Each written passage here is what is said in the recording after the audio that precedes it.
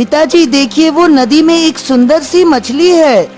अरे हाँ पुत्र, वो मछली तो सच में बहुत सुंदर है। पिताजी मुझे वो सुंदर सी मछली चाहिए, मैं उसे महल ले चलूंगा। मंत्री जी, मेरे पुत्र शौर्य को वो मछली चाहिए। आप उसे जिंदा पकड़कर हमारे पास ले आइए। क्षमा करें महाराज, ये रहस्यमय नदी है और यहाँ की मछलियाँ आपके लिए खतरनाक हो सकती है। मंत्री जी, ऐसा कुछ नहीं होता। ये कोई रहस्यमय नदी नहीं है, ये केवल यहाँ के लोगों का अंधविश्वास है। हाँ, फिर भी राजकुमार शौर्य, मैं क्षमा चाहता हूँ। वो मछली मैं आपको लाकर नहीं दे सकता। ठीक है, अगर आप लोग मुझे वो मछली लाकर नहीं दे सकते तो मैं खुद ही उसे पकड़ लूंगा। हाँ,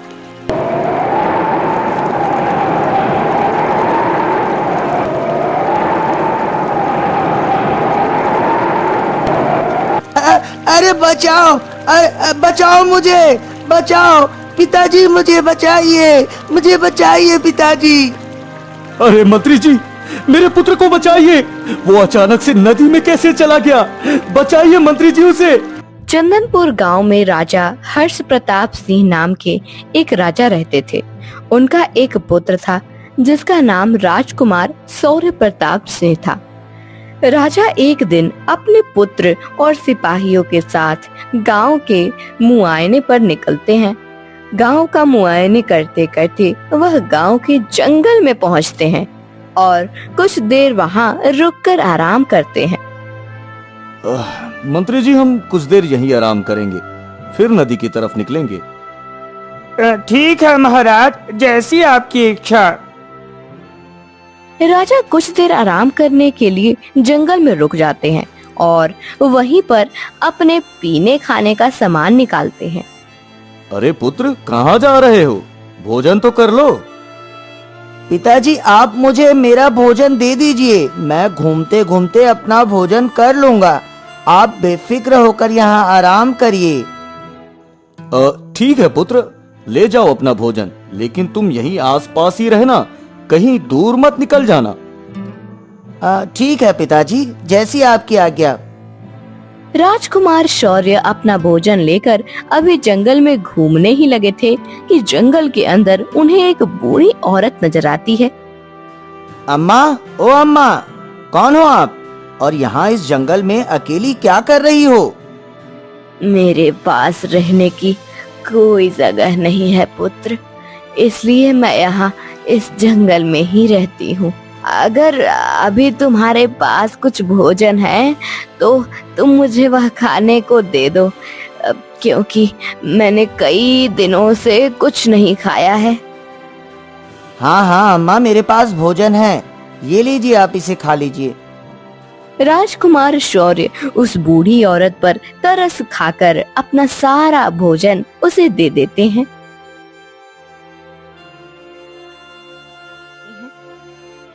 सदा सुखी रहो पुत्र, तुमने मेरी भूख मिटाई, इसके लिए मैं तुम्हारी आभारी रहूंगी। लेकिन तुमने अपना सारा भोजन तो मुझे खिला दिया, अब तुम खुद क्या खाओगे?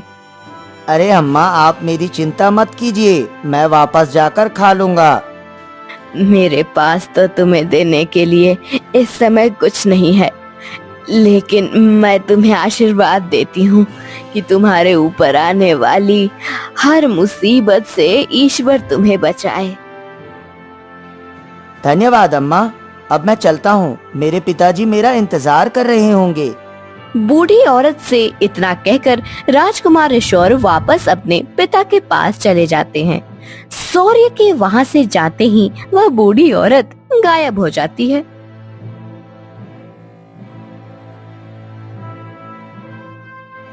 पुत्र, तुम आ गए? तुमने बहुत देर लगा दी, कहाँ गए थे तुम? कहीं नहीं पिताजी, वो बस मैं इधर उधर घूम रहा था। मंत्री जी, अगर भोजन बचा है तो मुझे दे दीजिए, मुझे बहुत भूख लग रही है। पुत्र, भोजन जो हमने तुम्हें दिया था उसका तुमने क्या किया? दरअसल पिताजी, जंगल में घूमते समय वो भोजन मुझसे गलती से गिर गया, इसलिए मैं वापस आ गया। और सोचा कि दोबारा यहाँ से आकर भोजन कर लूं। ठीक है पुत्र, तुम जल्दी से भोजन कर लो, फिर हम नदी की तरफ चलते हैं।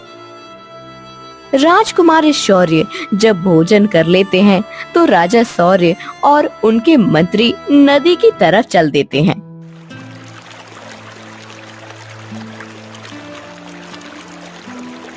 नदी के पास पहुंचते ही राजा और उनके बेटे की नजरें नदी के सुंदर नजारों में टिक जाती हैं। वो देखते हैं कि नदी बहुत ही साफ सुथरी है। पिताजी, इस नदी का दृश्य तो बहुत सुंदर है। आप मुझे यहाँ पहले क्यों नहीं लेकर आए? पुत्र, मैं खुद यहाँ पहली बार आया हूँ और मुझे यहाँ का दृश्य देखकर बहुत अच्छा लग रहा है। राजा और शौर्य यह कहकर नदी के और पास चले जाते हैं। तभी शौर्य को उस नदी में एक सुंदर सी मछली दिखाई देती है। राजकुमार शौर्य राजा से उस मछली को पकड़कर लाने की जिद करते हैं, जिस कारण वह उस नदी में डूब जाते हैं।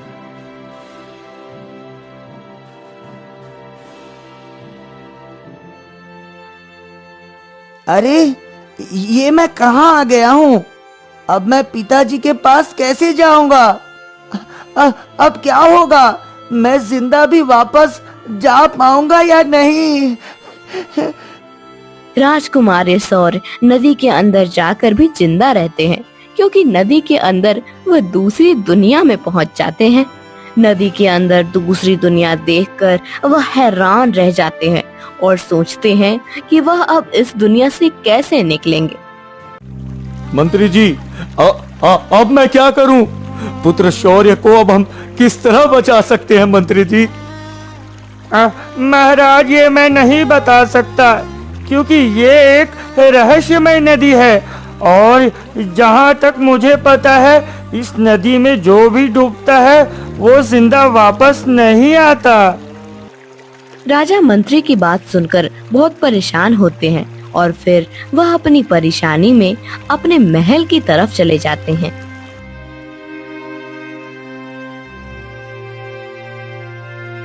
मंत्री जी, गांव के सभी मछुआरों को जल्द से जल्द मेरे पास हाजिर कीजिए और उनसे कहिए कि जो भी मेरे पुत्र को उस नदी से निकालेगा उसे मैं इनाम में बहुत सारा खजाना दूंगा। जाइए मंत्री जी, जल्दी करिए।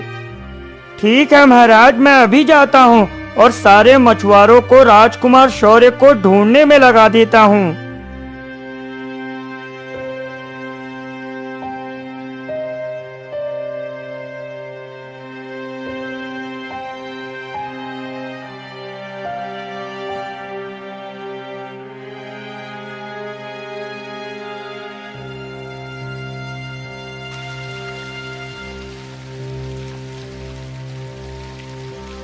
महाराज क्षमा करे, मैंने आपके कहे मुताबिक सारे मछुआरों को राजकुमार शौर्य को ढूंढने का हुक्म दिया, लेकिन सारे मछुआरे ने उस रहस्यमयी नदी में जाने से मना कर दिया। मंत्री जी, अब क्या होगा? अब मैं पुत्र शौर्य को कैसे बचाऊंगा मंत्री जी? दूसरी तरफ एक लालची शिकारी रहता है, जो कि पैसों के लालच में हर जगह की नदी में जाता है और मछली पकड़कर बाजारों में बेचता है। पैसों की इसी लालच में वह इस रहस्यमयी नदी के पास भी आता है और मन में कहने लगता है, अरे वाह, इस नदी में तो कितनी सुंदर सुंदर मछलियाँ दिख रही है। इसके तो बहुत पैसे मिलेंगे मुझे। क्यों ना मैं यहाँ की मछलियों को पकड़कर इन्हें बेचकर इनसे पैसे कमा लूं। इन्हें बेचकर तो मैं अमीर बन जाऊंगा। शिकारी यह कहकर मछलियों को पकड़ने में लग जाता है और देखते ही देखते वह 2-3 मछलियां आराम से पकड़ लेता। दूसरी तरफ राजकुमार शौर्य नदी के अंदर उन छोटी छोटी सुंदर मछलियों को देखते हैं और अपने मन में सोचते हैं, ये तो वही मछलियाँ हैं जिन्हें मैं पिताजी से पकड़ने का जिद कर रहा था। ये देखने में कितनी सुंदर है। काश मैं इनमें से किसी एक को अपने साथ रख पाता। अभी राजकुमार शौर्य अपने मन में यह बात सोच ही रहे थे कि शिकारी उस नदी में अपना जाल फेंकता है। उस जाल में वो छोटी छोटी सुंदर मछलियाँ फंस जाती हैं और तड़पने लगती हैं। अरे ये क्या, लगता है किसी ने इन मछलियों को पकड़ने के लिए जाल फेंका है।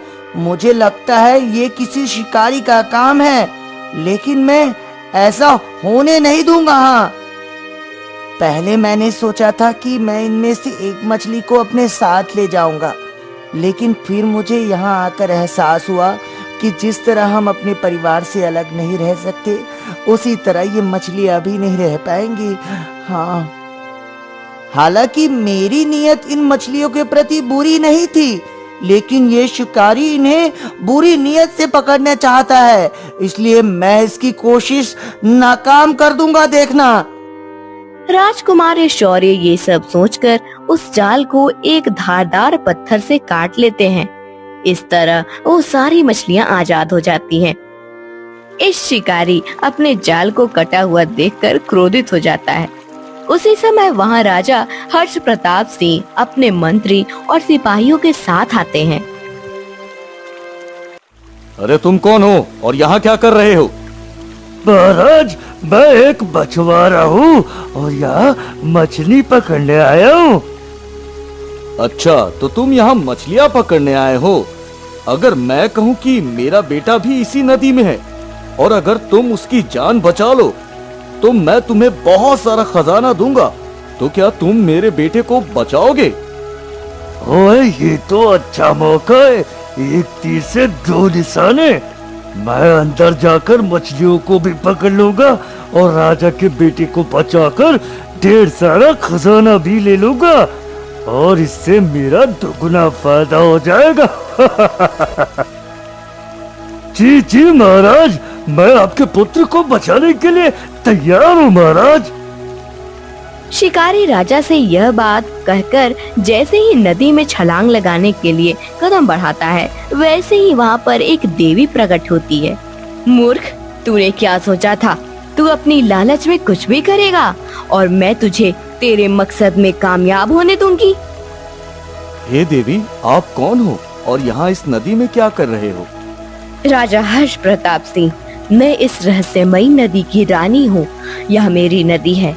यहाँ मेरी मर्जी के बिना कोई नहीं आ सकता और ना ही मेरी मछलियों को ले जा सकता है, परंतु आपके पुत्र ने मेरी मछली को ले जाने की कोशिश की थी और मुझे उसकी यह बात पसंद नहीं आई। मुझे लगा कि राजकुमार शौर्य उस मछली की हत्या कर देंगे, इसलिए मैंने उन्हें अपनी नदी की दुनिया में कैद कर लिया। लेकिन जब राजकुमार शौर्य ने मेरी मछलियों को इस मछुआरे के जाल से आजाद कराया, तो मैं समझ गई कि राजकुमार शौर्य से अच्छा इंसान इस दुनिया में कोई नहीं है। हालांकि इससे पहले भी मैं राजकुमार शौर्य की अच्छाई के बारे में जान चुकी थी, क्योंकि उन्होंने एक बार मेरी मदद की थी। जंगल में मैं एक बूढ़ी औरत के रूप में आई थी और आपके पुत्र का इम्तिहान लेने के लिए मैंने उससे उसका खाना मांगा। तब वह उस इम्तिहान में सफल भी हुए थे।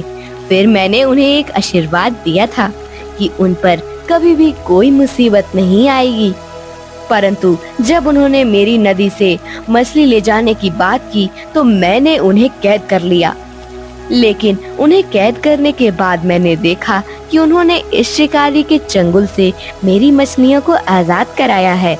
फिर मैं समझ गई कि मैंने एक बेगुनाह को अपनी कैद में रखा है, इसलिए मैं राजकुमार शौर्य को आजाद करती हूँ और उनकी जगह इस लालची शिकारी को कैद करती हूँ, क्योंकि इसने बहुत सी नदी की मछलियों की हत्या करने का पाप किया है और इस बार भी इसकी यही मंशा थी। यह पैसे और खजाने के लालच में कुछ भी करने को तैयार था। इसकी लालच को मैं बहुत पहले ही जान चुकी थी, इसलिए मुझे यहाँ खुद प्रकट होना पड़ा। नदी की देवी यह बात कहकर राजकुमार शौर्य को राजा के पास सही सलामत वापस ले आती है और वह खुद उस शिकारी के साथ गायब हो जाती है। राजा अपने पुत्र शौर्य को वापस पाकर बहुत खुश हो जाते हैं। राजकुमार शौर्य ने मछलियों की जान बचाकर और भूखी औरतों को खाना खिलाकर पुण्य का काम किया। उनका यही पुण्य एक दिन उनके काम आया और उनकी जान बच गई।